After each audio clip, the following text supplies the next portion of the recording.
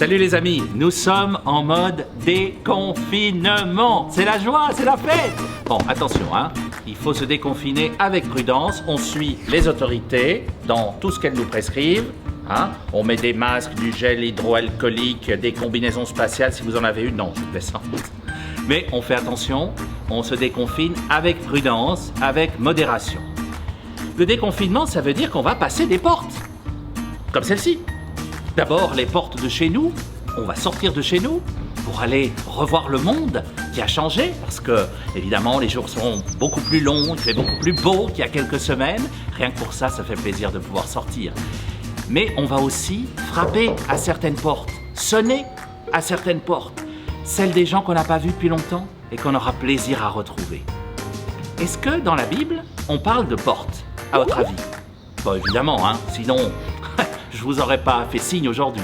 On parle de portes dans la Bible à plusieurs endroits, mais notamment dans le tout dernier livre de la Bible, le livre de l'Apocalypse. Alors quand on entend ce mot Apocalypse, on se dit attention, c'est la fin du monde. Non, fake news, c'est tout faux. L'Apocalypse, ça veut dire la révélation, le dévoilement, le décodage en fait. C'est un décodeur ce livre.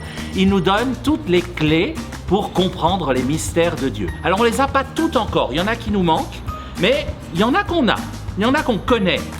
J'en prends une, celle-là par exemple, Apocalypse 3, 20.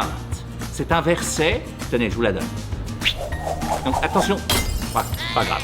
C'est un verset où Jésus nous dit « Voici, je me tiens à la porte et je frappe. Si quelqu'un entend ma voix, j'entrerai.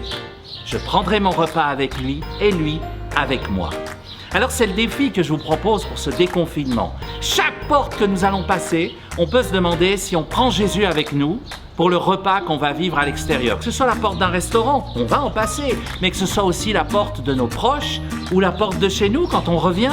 Est-ce que je reviens avec Jésus aussi? Est-ce que je l'invite à prendre son repas avec moi?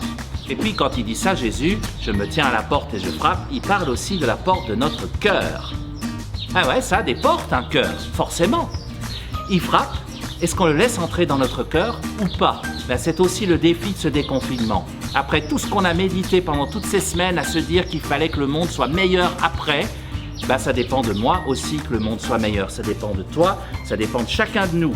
Si tu laisses Jésus entrer par la porte de ton cœur, forcément que le monde sera meilleur autour de toi. On fait comme ça et on se retrouve bientôt. Ciao!